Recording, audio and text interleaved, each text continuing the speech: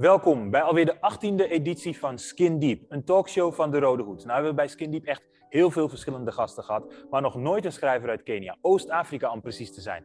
En ik vond het ontzettend leuk om te mogen spreken met Nanjala Nyabola. Ze schreef dit boek, Traveling While Black. Essays inspired by a life on the move. Meer dan 70 landen bezocht ze en ze had er van alles over te vertellen. Hello everyone and welcome to a special edition of Skin Deep, a talk show that discusses the various elements and layers of race, discrimination and inequality. And I'm very delighted tonight to introduce our guest, Nanjala Nyabola, a writer and political analyst from Kenya, East Africa. Her work focuses on the intersection between technology and politics, as well as migration and human mobility. And in her latest book, Traveling While Black, Essays inspired by a life on the move, she explores the world and challenges common assumptions about human mobility. I enjoyed reading all her essays about her travels from Nepal, Botswana, Sicily, Haiti, New York, and Nairobi. You should do that too. The lens from which she looks into the world opens minds and confronts, and at moments brought me to tears. I was also laughing, I must say. Professor of History of Africa and the African Diaspora, the legend Hakim Adi said, a unique and provocative and thoughtful collection of essays about her book. The New York Times said it's a rigorous meditation on what it means to move through the world as a Black African woman. Thought-provoking. Tonight, we will discuss what it feels like to move through a world designed to limit and exclude her. Her experiences as a Black woman who has traveled to more than 70 countries, and what travel can tell us about our sense of self, home, belonging, and identity. I would like to welcome you to Skin Deep, Nanjala. Thank you so much for having me. I'm very happy to be here. It's a blessing. Your book is a game changer. It's a voice that we need to hear more of. But we're in Amsterdam. This is Skin Deep. And in my research, I found something. You lived in Amsterdam. You were in Holland. So now I lived in Den Haag. Den Haag. Spill the tea. Spill the tea. Did you like Holland, or was this, because you're very honest in your book, you're like, this place is horrible. I had to pee on the corner of the... So tell us, what's up with Holland? It was a very interesting experience. I love the parks. And for me as a woman, one of the things that I really loved about living in the Netherlands was how I could cycle to the nightclubs and cycle home by myself and be safe. I love being able to walk around and cycle, and that freedom, when you grow up in a lot of urban spaces, like, Nairobi doesn't have any bike paths, doesn't really have any cycling infrastructure. So I really appreciated that and that level of freedom.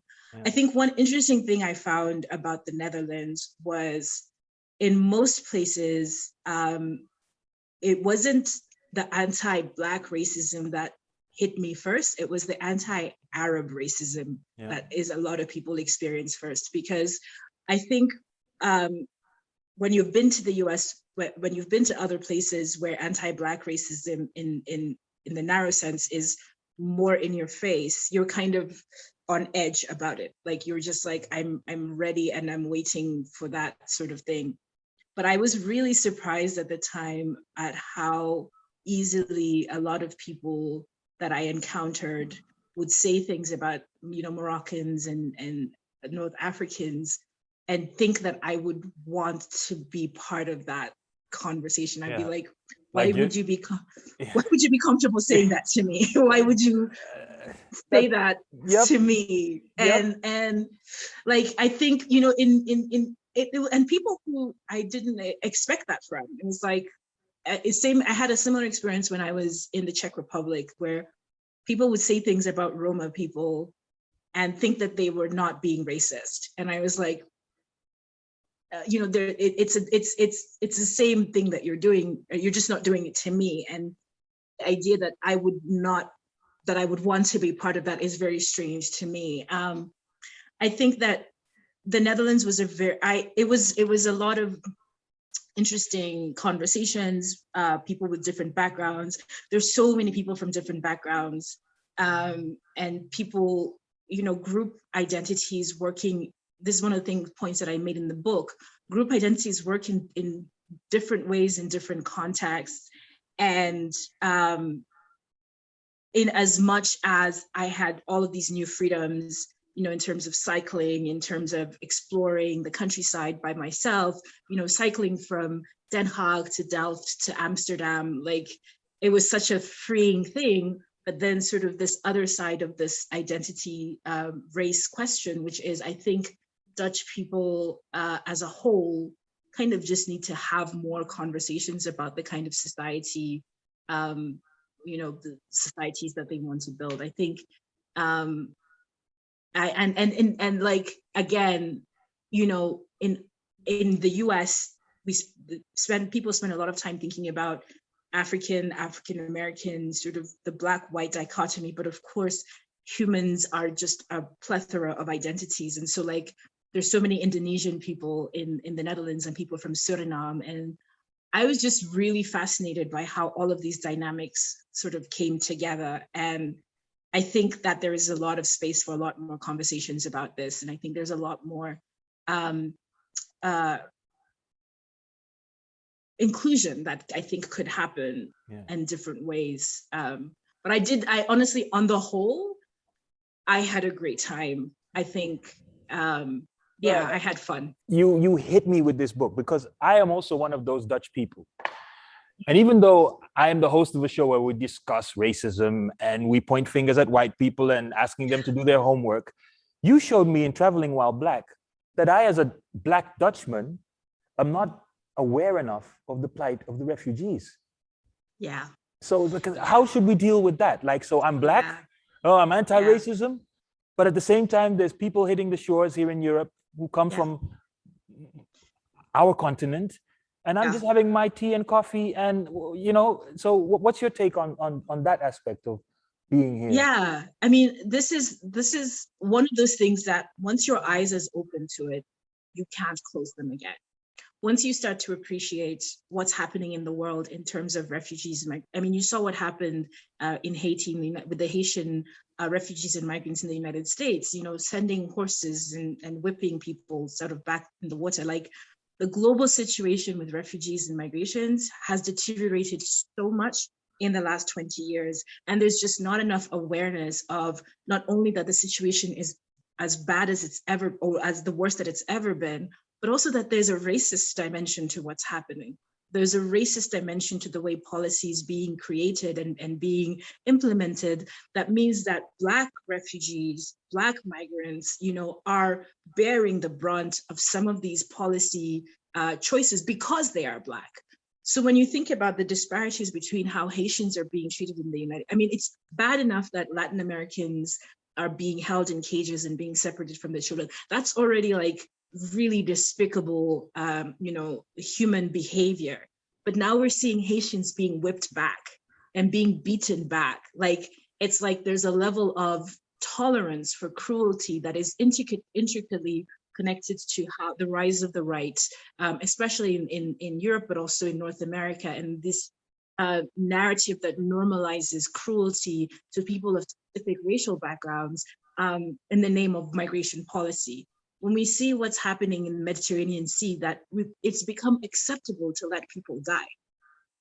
Like, in the last 20 years, we've gotten to a point where every week, even right now as we're speaking, right, it's not the 3,000, 4,000 deaths that we saw in 2017, 2016, but it's still happening.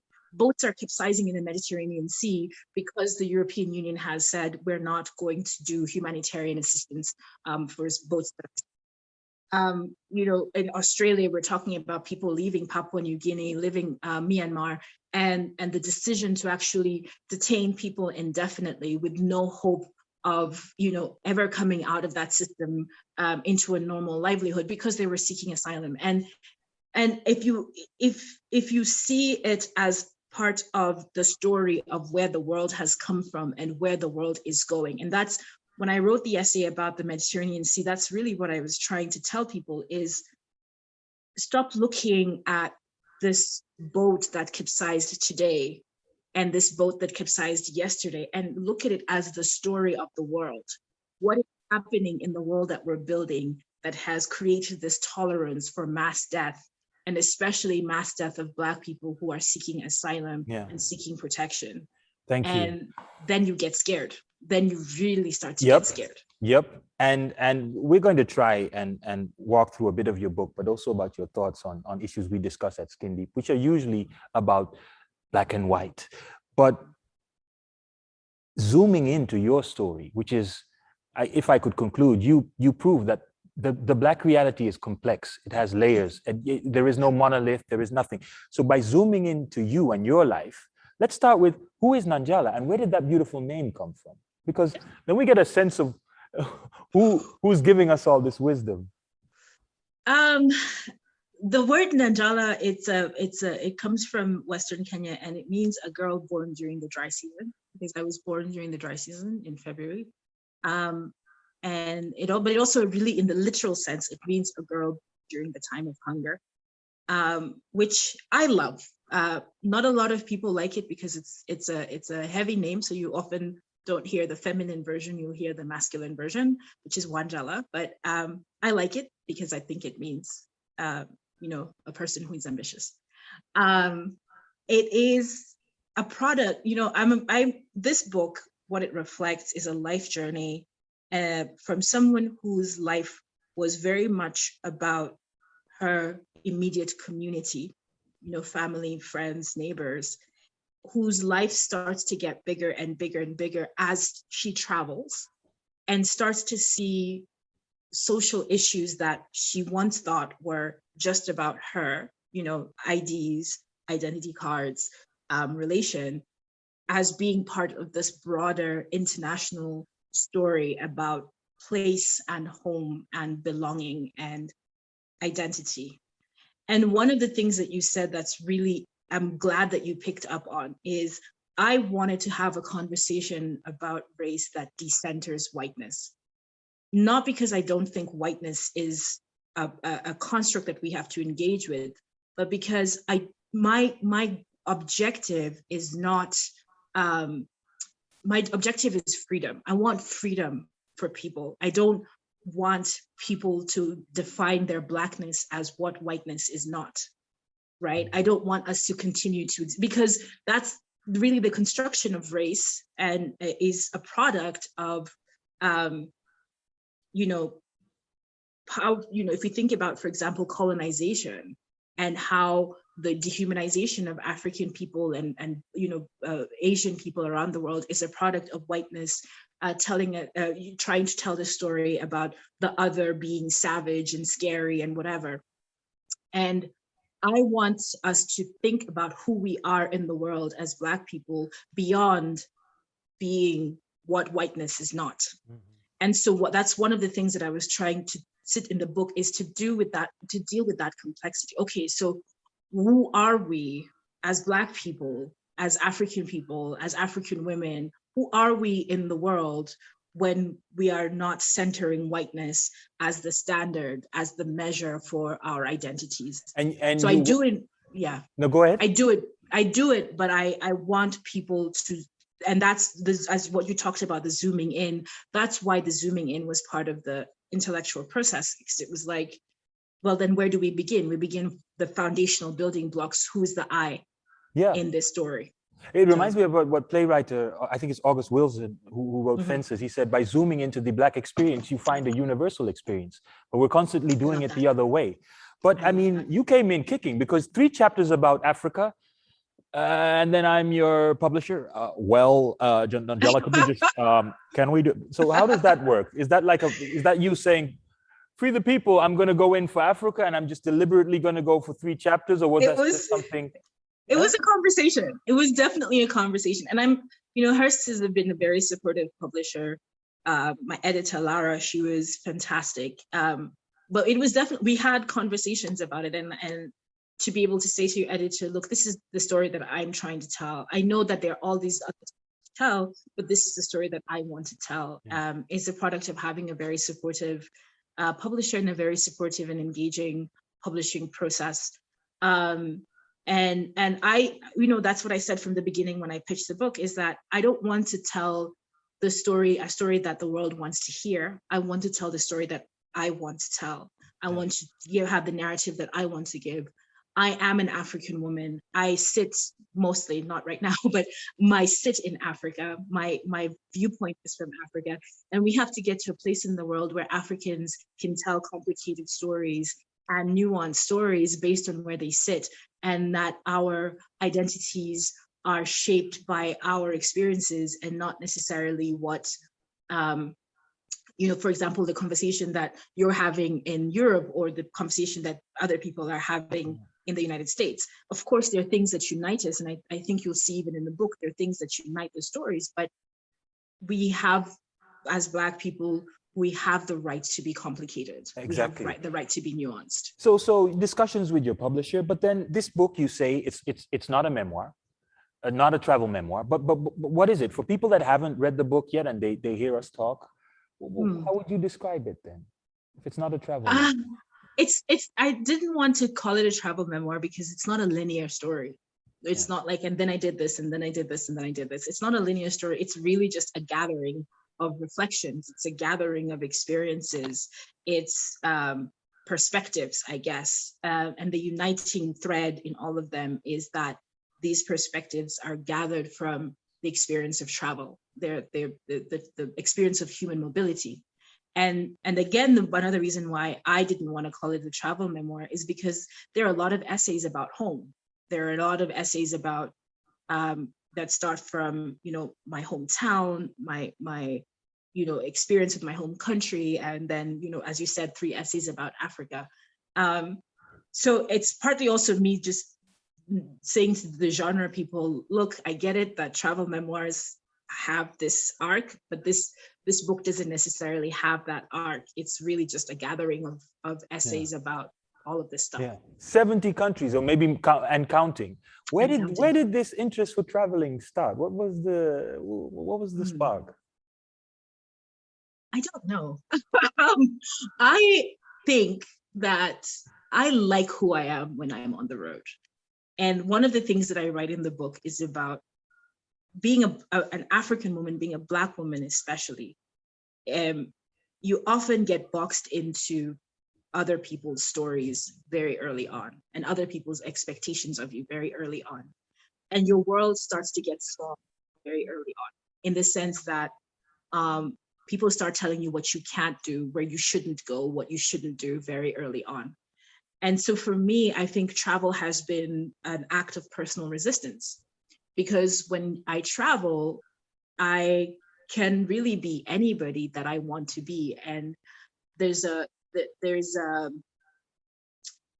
you can detach yourself from expectations. And just very quickly as an illustration, I recently started riding a motorcycle, and I did a big cross-country trip on the motorcycle last month, and I was sharing this story with people, and I had all these African women sort of come up to me on the social media and be like, it had never occurred to me that this was a thing that African women could do.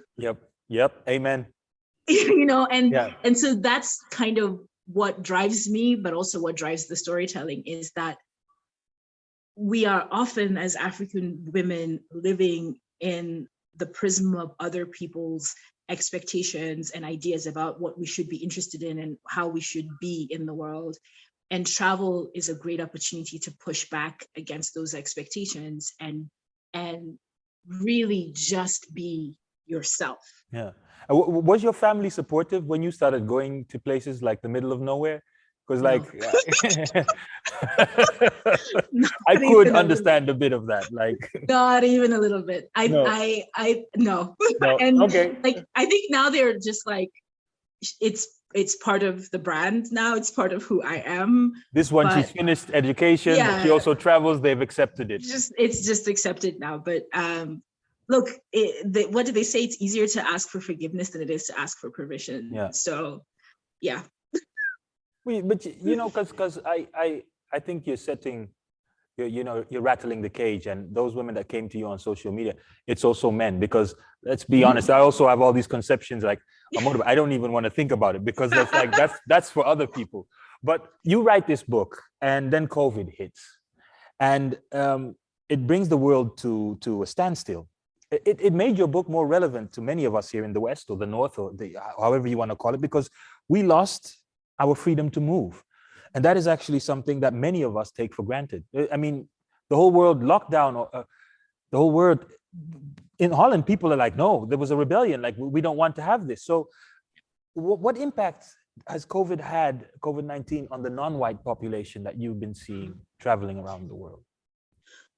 So two things. One is because the rate of spread in Africa has been slower than it has been in Europe, actually the borders have remained open to Africans. We were already few Africans who could travel, but for those few Africans who could and were traveling, the borders have remained open in a way that they haven't for Europeans. So one of the interesting conversations that I've been having with European people is, how have you been able to go to the United States? And I'm like, well, they never closed the borders to Kenyans in the way that they closed the borders. Yeah. And I think my sense is a lot of people have been struggling with that reality, that sort of shift in policy, even though I think we all know that it's temporary. I think that the political connections between the US and Europe, it's a matter of when, not a matter of if, in the same way that it is. And this is my second point, for the global majority, it's a question of if the world will ever be open to us again.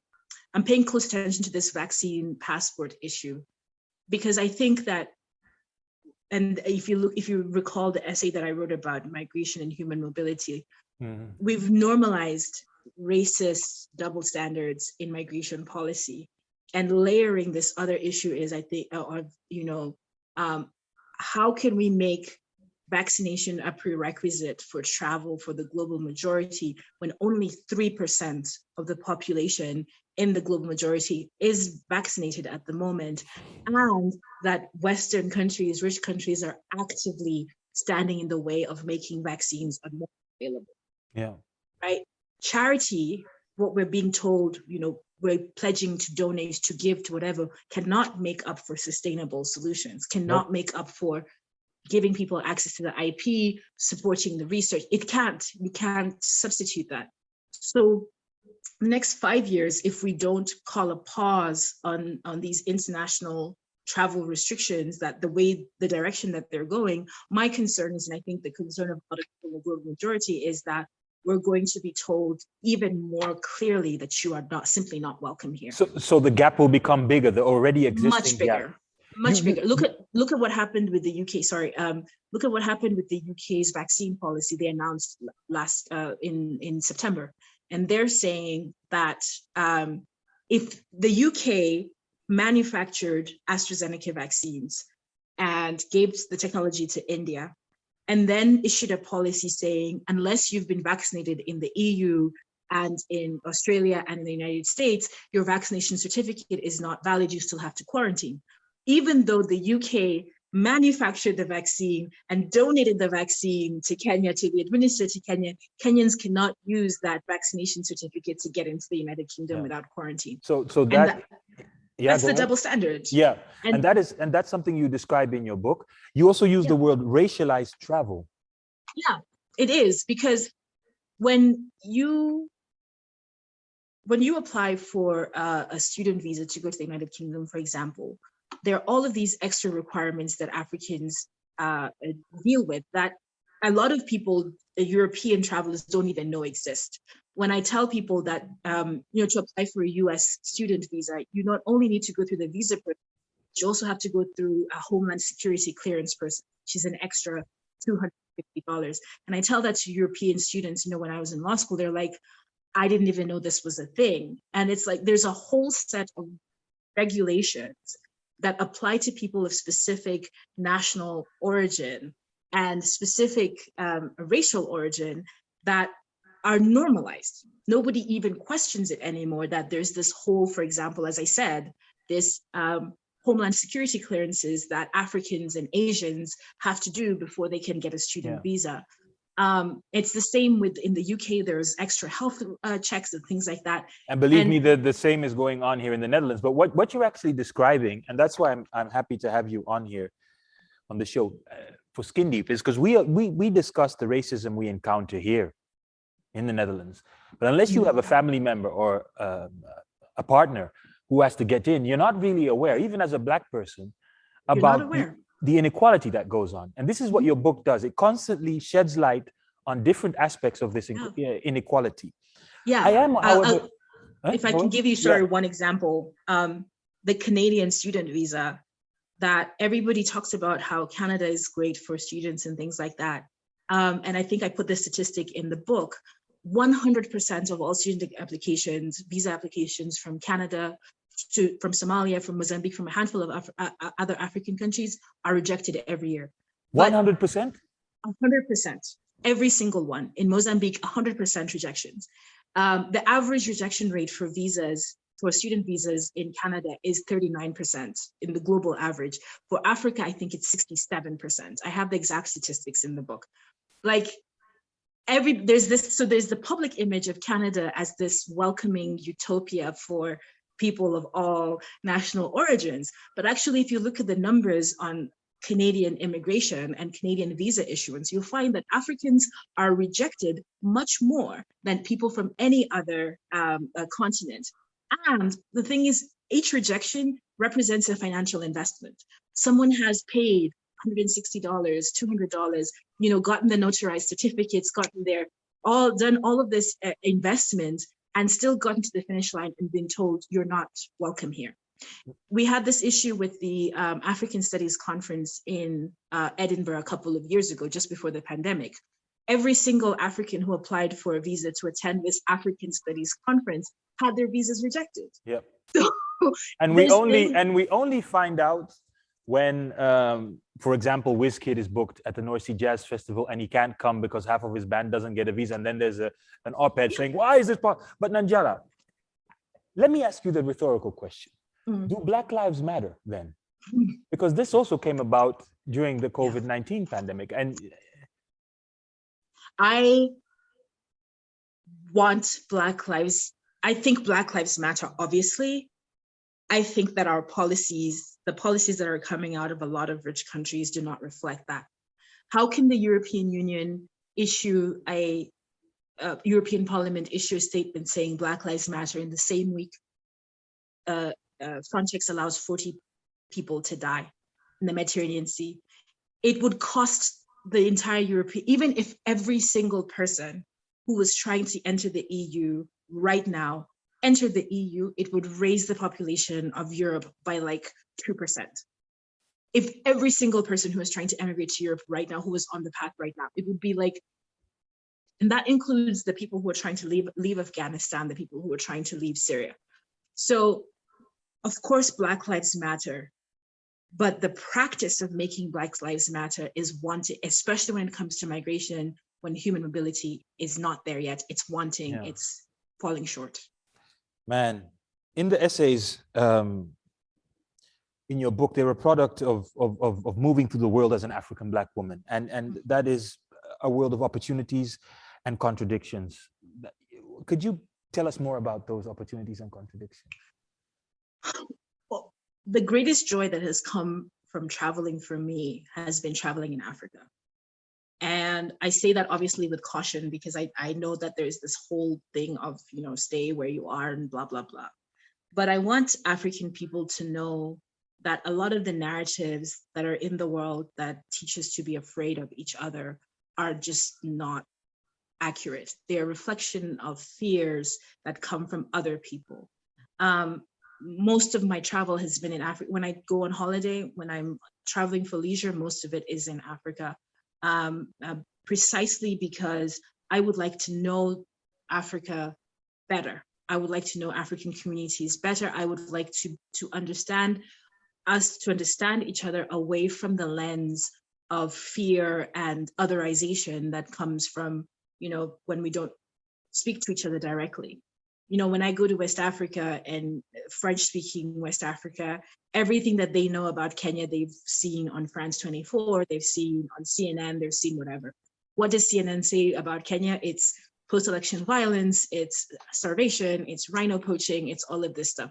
Same thing, it cuts in the other direction. When people say, why do so many West African countries, why are they always having coups? And you think, well, what does always mean?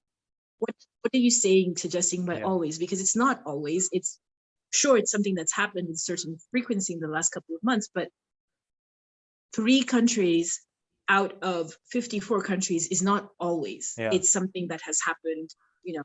And so one of the things that has come with experience is as a positive is learning how to engage with the African communities as peers, as equals in our own terms, without this lens, this filtered lens of otherization. And this lens of otherization, you experienced it in Haiti as well. We'll get to that maybe later on. But you also went to the Mount Everest, which again, shout out to you, but I would never do. I mean, and we do ice skating, but again. But you describe your trip, and you say you were raced. Yeah. Now, what is raced? What does that mean? You know, the thing about travel is you encounter all kinds of people who have had different experiences. So being in the Mount Everest region, it's a rural part of Nepal. Of course, there are many people who are on the trail from different parts of the world. In fact, the year that I was there was the record-breaking year. There were 11,000 people trying to get to Everest Base Camp.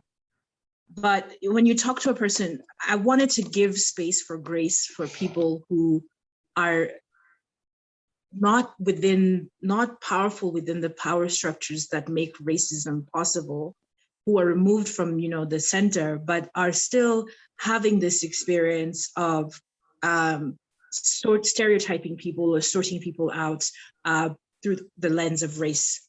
And I think you see this a lot, you know, like when you go to a rural village somewhere and someone encounters someone that they've never seen before, from a racial background that they've never seen before, they don't necessarily have the social tools to process, you know, difference. Yeah. And I think it's important to leave grace for those people. I think when people in rural Nepal respond to you in a specific way, it's different from when I'm, you know, walking down the streets of New York and someone, you know, treats me in a specific way. We treat each other in a specific way. So yeah, or calls you the N word in a subway. That's something different. Right. But to stay in Nepal, actually, you're being kind. So there's this difference between race and racism. But let me just say this: as a child, I lived in Nepal, and up to this day, my father still tells me, reminds me that my mother, may she rest in peace, she would walk through the streets of Nepal and she would really be, they would spit. And so, so we could be here in 2070 and you're still going to be kind. What happened on that mountain? Because you nearly lost your life. I did. Partially because of racism. It is. And I think it's more, I mean, I look, this is one of those essays that came from a very visceral place and not necessarily from a very rational place. And it came from a visceral place because I wanted people to see how, I didn't want people to read that essay and walk away thinking, you know, Nepal is terrible, don't go, and things like that. Exactly. I understand. I wanted people to walk away from that essay and realize that this race thing will show up in the unexpected places, and it will have racism, being raised, will show up in unexpected places and will still have serious consequences. Yeah. The choice to treat people differently on the basis of race will show up even in unexpected places and have these consequences. And I don't have an answer, you know, in the sense that I'm trying to be in the world as someone whose political practice, but also individual, is guided by love and is guided by kindness and is guided by generosity. But the question that you've asked is really important and urgent. At what point does kindness stop and accountability start and you know, pushing back start? And I wanted people to sit with that because I'm still sitting with that. I look at pictures of myself from that week and I still have like anxiety. And I don't know what the simple answer is, but I want people to understand. I wanted to emphasize that this racism, it shows up, and it's not just a question of black and white, as you said at the top. Yeah. There's all of these shades that are happening in between. Anti-Black racism shows up in all of these shades in between. And has consequences. And that's was one of the moments I had tears in my eyes, because you end up not getting water from somebody who's obviously being racist, but you call it being raced. Eventually you make it through, but yeah, he's a 22-year-old kid who has never been to has no formal education, and has lived in this small village. He's the Sherpa people. He's from the community, and that's what they do. They wake up in the morning as they're born, and they train to guide people to the summit of Everest. Yeah. And he's never left the valley. He's never left Nepal. Barely, he's leaving the mountains to go to Kathmandu to pick up guests to take to Everest. So one of my favorite books of all time is Bryan Stevenson's Just Mercy. And one of the things he says in that book, Bryan Stevenson says this all the time: we are all more than the worst thing that we have ever done in our lives. Yeah. And trying to reconcile, I think what I'm struggling with in that essay is trying to reconcile that political position, that this kid probably doesn't know any better. Yeah. But it's still a bad thing. And I understand. And it's exactly, like, how do you do that? No, I know. And that brings me to the question: don't you think that there's racing going on here in the West, even though people have the information? And how should we deal with that? Because at what point do you say, hey, this is no longer the ignorance of the other, but it's your responsibility because I nearly died? Yeah, I mean, so let's take it away from the mountain and just bring it over here. Yeah, I mean, I think that where I've landed on this issue is that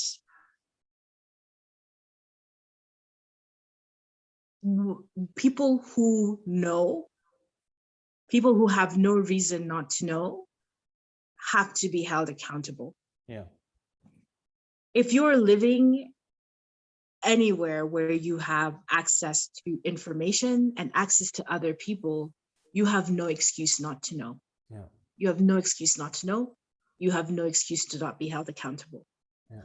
I think that, and this is again, because I don't spend my time, traveling. I have traveled through Europe, but, there's a difference between encountering that in rural Nepal, rural India, and the streets of Milan and the streets of New York. Yeah. And I don't know if that's a valid, as a thinker, I don't know if that's a fully valid distinction. It's a distinction that helps me make sense of the world. Well, I understand you. Yeah. And I'm genuinely and truly, that's you can, even when you see the essay collection, that's one of the essays that has like the least theoretical backing or anything, because it was something that I felt like it's something that I'm still processing. Yeah. It's like, I want to be nice to this person, but shit, I nearly died. Yeah. And then I'll just ask one more question, and then I'll leave the situation in Nepal. But that touched me as a man, seeing how unsafe it is to be a woman in general. But as a Black woman, you didn't tell your mother. And I still haven't. She still. And that still gets me, because that shows that you not only have to be fearless, you not only have to fight for the right to be able to go to travel, but then when you nearly die, the last thing you're going to do is going to tell your mother, which, Nanjala, I mean. Yeah. And let me tell you something. Black women, African women carry so much. I mean, you would know, if you spoke to your mom before she passed, and I think African women carry so much because the world is not safe for us to express our pain. Yeah. And safe for us to express our struggle. We find safety in each other. And that's why my feeling is that's why Black female friendships are so strong and are so necessary to us, because we don't find safety in the world in the same way. There's a line that I have in the book that I think a lot of African women have come back to me and said, thank you so much for expressing this, which is when I say the world doesn't stop spinning for Black women who go missing the same way that it does for white women who do go missing. Yeah. And that changes our perception of risk. It changes our calculations of risk and what we think is possible. So it's, as you said, finding fearlessness in that awareness, finding freedom in that awareness, knowing that the world is hostile, knowing that the world is scary, and still chasing freedom anyway. Amen. And still chasing possibility anyway. I think that's the goal. You're dropping nuggets. Thank you, Nanjala. And I would like to continue and try and explore something that you described in the book. And you mentioned Steve Biko, who says being Black is not a matter of pigmentation. And like, how would you describe being a Black person from somebody who's had the experience of, as a Black African woman being around the world? What is that Blackness? What is it? I'm still figuring it out. And this is what I was saying before about wanting to write a collection that doesn't define Blackness as what whiteness is not. Yeah. That there's actually a positive definition in there that we've defined for ourselves. I think it starts with joy. I think it starts with finding joy. There's a joyfulness that comes from, you think about people who were taken violently from their homes and show up in slave plantations and endure the ugliness, the ugliest things that human beings could do to each other, and still make the sweetest music that probably has ever been known to man, and still make the most delicious food that has ever been known to man, and still, build beauty and build all of this from all of this ugliness. So I think it starts from joy, and I think it starts from salvaging joy from even the most darkest situations. You look at what it is to be an African today, right now, with all of the struggles that we are seeing and difficulties that we're seeing, and the music that comes from the South African mines, the music that comes from farms when people are on the tea farms, the joy that comes from that. I think that's one of the things that starts. And I think it's important, because, and this is a project that I'm thinking about more long-term, when you think about human history, whiteness as a political construct is a product of, I guess you would call it I don't know the European time periods very well, but this 18th century, that whole energy that builds up into the colonization, the partitioning of Africa. And it was serving a very specific function, the idea of sorting people out, putting people in hierarchies, putting people in whatevers. And so for me, Blackness comes from a place of unifying people and focusing on and this is what I loved about what Biko said, focusing on what it is that makes people whole and united, and rather than what sorts people out into categories. I'll finish with one of my favorite museums in the world, and I don't really like museums. One of my favorite museums in the world is the Detroit Institute of Art. And the Detroit Institute of Art has this wing of African-American art. And it has an African-American wing, has a Native American wing, has a Asian wing, and it has a European art wing. The African wing is curated in such a way that it tells the story of how Black people have been represented in visual art from 14th, 13th century, from rock paintings, in fact, not even 14th century, all the way to the present day. And you actually see this happen. You see how before this 18th, 17th century, like Rembrandt's painting, the Moors, people painted Black people with accuracy and with dignity and with pride. And then with this, surge in idea of sorting people, whiteness is a political construct, you see the gollywalks, the caricatures and things like that. And it tells that story of how the split between how people saw Blackness and how Black people saw themselves, because Black painters continued to paint in this realist tradition, continued to paint in this idea of dignity, but then the mainstream European art, white art, starts to see this dehumanizing and indignifying way of portraying Blackness. And so for me, it's a question of not necessarily going back, but forcing that reset. And to be Black is to stand in your dignity and in your joy and in your fullness and in your contradictions and all of that, and not trying to reclaim this other side, which was never about us anyway. Beautiful. I do need to know why you don't like museums, because if you can reproduce this after being at a museum, I would say write a book about the great museums. What is this, Nanjala? Tell me, or is this gonna be you don't like them? No, you know what I don't like about museums is museums are a product of curation.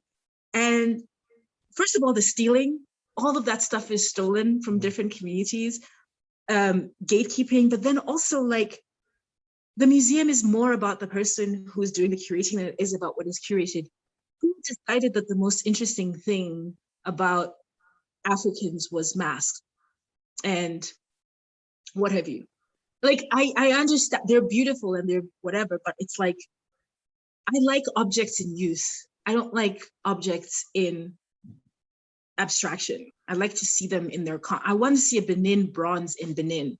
Yeah. You know, I want to see like a Egyptian mask I want to see the Rosetta Stone in Cairo. I want to see it in the context. I'm with you. But then can I ask you,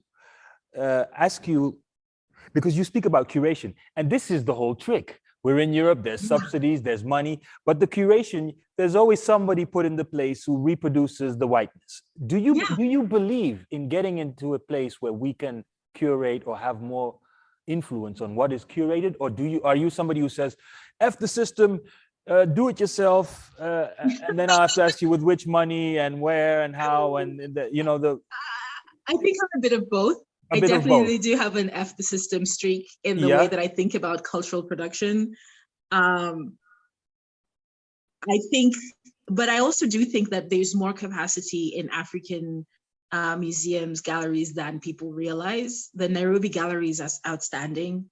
So I was just in the Museum of African Civilizations in Dakar recently. You know, I think it's mostly just that for the longest time, we never thought that this stuff was as interesting as Europeans. Europeans were running around raiding tombs and things like that and collecting things that we were like, well, why would you steal this dead man's shoes? Why are you stealing this dead man's and they saw how yeah. You know, and now we're starting to see that maybe it's curation, but with a different goal in mind. Maybe the story that we will tell with our curation is going to be a little bit different. Okay, and so it's going to be a little bit contextualized. Back to that. So now we've got your answer. It's an interesting discussion, but I think we'll have another day for that because there's still a few things I want to discuss with you. We spoke about whiteness, but you also say something interesting about Blackness, and it's something that some African women are trying to resist. Yeah. And I found that very interesting because along with the many African writers, but also African people who actually weren't even aware of their Blackness until they left Africa, this is something that is not often discussed, let alone in these spaces. In the diaspora. And I want us to have that conversation because I know what that feeling is like. I think when you're in Africa, when you're surrounded by other things, there are other things that you're thinking about, there are other pressures that you're dealing with, but also you're living with a received consciousness that we won the War of Independence. Racism is not our problem anymore. So you don't pay attention to it in the same way. Maybe South Africa is an exception, maybe Zimbabwe is an exception, but you don't think about it on a daily basis, the way in which when you move to Europe, as a Black person, you go to the United States, you go to China, you go to wherever you're going to be a distinctly visible minority, suddenly you can't not think about it because it's everywhere. Like you said with your mom, you know, it's walking through the streets of Nepal, being spat on. You know, the one essay that we went back and forth and ended up not putting in the book was the experience that I had traveling in India. Because I didn't have a great time. I did not have a great time in Delhi, and it didn't make the final cut because there was no way that I could tell that story without it needs more. It needs more. It needs more to go into it. And it's wanting African people, especially privileged African people, to really stop minimizing the impact that racism that has on the way in which our societies are structured and the way in which other people are able to live and be free. When you think about, and this is, it's a loop that goes back to migration and goes back to the migration policy. And people are able to get wealthy we have a lot of Kenyans who, for example, have bought European citizenship through, Cyprus, Malta, all of these programs. And then they say, well, racism is not an issue. And you say, well, you've bought your way out of the ways in which this is falling on our people, the way in which migration policy is falling on our people, the way in which economic policy is falling on our people, the way in which development policy is falling on our people. So just because you don't see it every day doesn't mean it's not an issue that we need to think about every day. Representations of Africans in popular culture, representations of Blackness in popular culture, those are still things that are, it's the racism, the story of racism. So, yeah. Does it ever get uncomfortable? Because Nanjala, you're actually not kind to anybody. You're telling us European blacks what to do. You're telling the Africans what they should wake anybody. up. Don't you? How does it go when you're at a party or a barbecue? It's like, oh, there she comes. I'm actually very fun at parties. I'm very fun at barbecues. Because when I'm off the clock, I'm off the clock. No, I know, but you know what I mean. Like it's. I want. Like I said, my objective is not in, like, I understand, respect, and value the work that people are putting into challenging whiteness and pushing back against that. I think it's really important, and I think it's really urgent. My event horizon is just different. Like, I think that there is labor to be done in attaining freedom. And I think that the labor needs to be distributed through different people. We can't all do the same thing. We shouldn't all be doing the same thing. So while I respect and treasure and really uphold that work, I see myself as being positioned somewhere else. So my positioning is what will come after that. And thank you for that. Frantz Fanon said something that I think about all the time. He was speaking in the post-colonial context, and he said, are we merely fighting for the end of colonization, which is a noble goal, or are we thinking about what we will do once the last white policeman leaves? So are we only thinking about the deconstruction and the end of racism, which is a worthy and noble goal? Are we also thinking about the world that we want to build, or constructing whiteness, if you will? Or are we also thinking about the world that we will build once that task is accomplished? So I see myself as looking at at Black people especially, and saying, okay, so then what? Once we've convinced all of the institutions that Black lives matter, how do we make that mattering make sense? How do we build on that? What kind of future do we want for ourselves as Black people? What does that look like? And that's kind of what this essay is about, a collection is about, is after we're done with all of this work, which is important, then who are we? And who are we to each other? And that's another thing you do in the book and also in this conversation. And I want to thank you for that. You're very careful. So when you're careful towards the Nepalese young man, you're careful towards the nation state India. But I think other people should be careful in everything they do, because if we're all more careful, we will actually be more caring and respectful. And you could actually get, you understand? It seems as if it's something you do, but not everybody does that, be that careful. Yeah, and thank you for saying that, because it is something, care is something that I really, really tried to put into this book, because like I said, again, my goal is not merely to fight. My goal is to build. Yeah. And I want Black people to be free. Yeah. I want Africans to be free. That's it. That's the goal. We still have a bit of time, and we discussed whiteness as a construct, but I'm interested, like, in the relationship to power, our relationship to ourselves. Is Blackness constructed? And if it is, by whom and how? That's a fantastic question. So I'll take you back to Kenya and how Blackness became a thing in Kenya, because there's layers to it. There is the Arab presence in Kenya. There is the European presence in Kenya. Prior to that, the relation is predicated. It's ethnic identities, it's gender identities, it's class identities, because there's also class disparities between chiefs and people who have power and people who don't have power. The construction of an apartheid state in Kenya, and I write a little bit about this in the context of Nairobi, has all of these layers integrated to it, and the need to create a bureaucratic definition of quote unquote the native, which is Blackness, in order to justify the violence of colonization.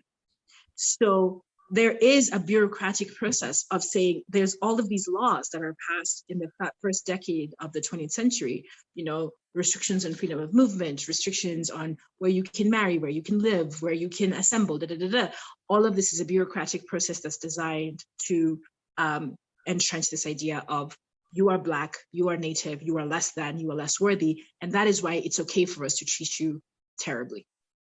And it's preceded by the process that went on in Europe, which is this idea of whiteness as, the most evolved, the most blah, blah, blah, whatever. We have a rich culture, we have a rich history, blah, blah, blah. And so it's this antagonist sort of, we have to define our, as whiteness is thinking, we have to define ourselves by what we are not so that we can justify the cruelty that we're going to inflict upon the world. Yeah. And some of the examples that I give is how weirdly this stuff plays out in some of the places, like, when you go to Sudan, you have all of these Black people call themselves Arabs. We are different from, Omar al-Bashir was notorious for this.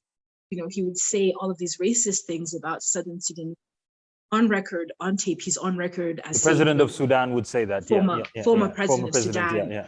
All of these awful things because I am Arab and you are. And then he would go to the Gulf and, be at the Gulf summits. It's like, you are Black and we are Arabs. And, Sudanese doctors who work in the Gulf will tell you about experiences about treating patients and having, there's a basic term that exists for Blackness. And so, there's an element of, it's weird. It's this weird human thing, political thing, because we're like the only species that does this to each other.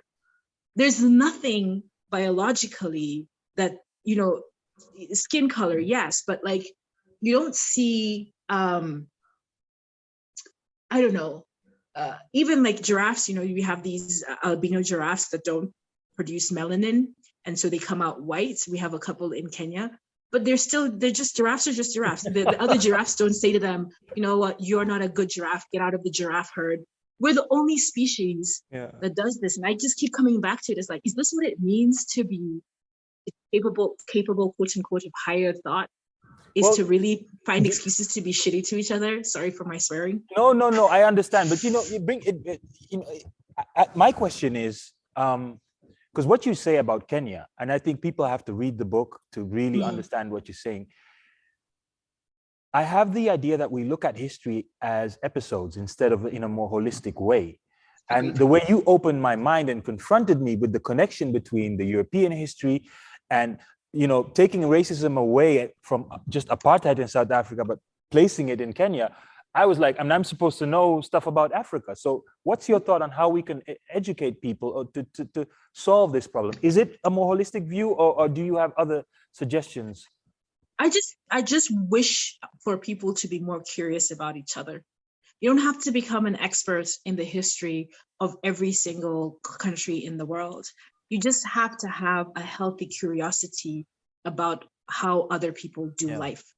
And I think that healthy curiosity will open up the space for a lot more understanding and a lot more generosity and a lot less racism. Like I think for me, healthy curiosity is a mark of intelligence. I think that societies that have given up on intelligence are the ones that stop being curious about other people. Yeah. But you see this, look at what's happening in the United States right now with all of the anti-vaccination and there's a pattern there. There's a level of, we stopped caring about other people. We stopped being curious about other people. We're just invested in ourselves.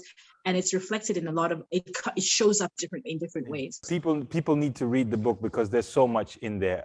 You also speak about we who are Black and traveling without these pre-configured networks of access and privilege that take the sting out of the dislocation and disorientation of entering a new society as rank outsider. Page 63 shows that we would actually need more network. We need more protection. Do you believe that a green book would work? I watched the movie.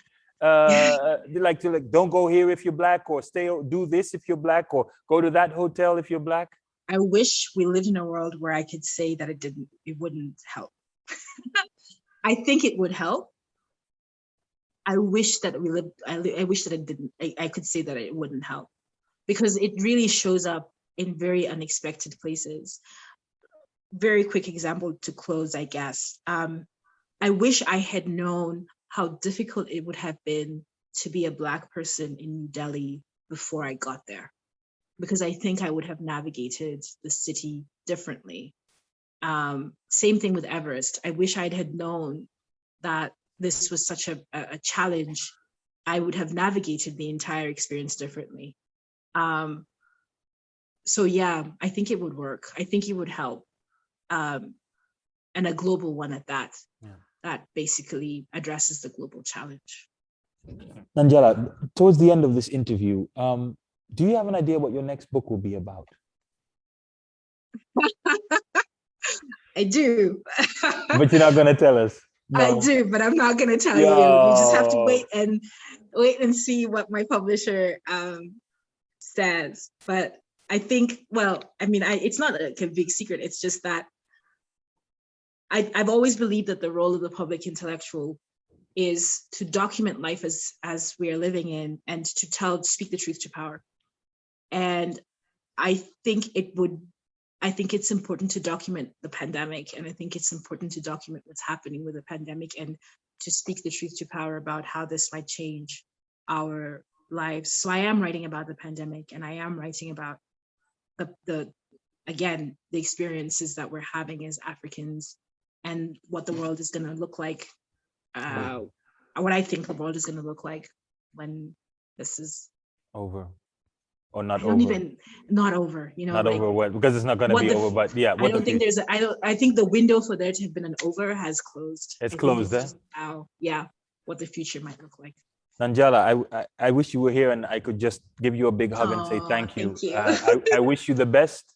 I hope you enjoyed our conversation, because I did. And come back when you have new work or want to cycle in the Netherlands. Bye-bye. Thank you. Bye. Dit was alweer editie 18 van Skin Deep met niemand minder dan Nanjala Nyabola. Dit boek heeft ze geschreven, Traveling While Black. En ik vond het ontzettend leuk om te lezen en ik vond het heel tof om haar te spreken. Ik hoop jullie snel weer tegen te komen bij een nieuwe editie van Skin Deep.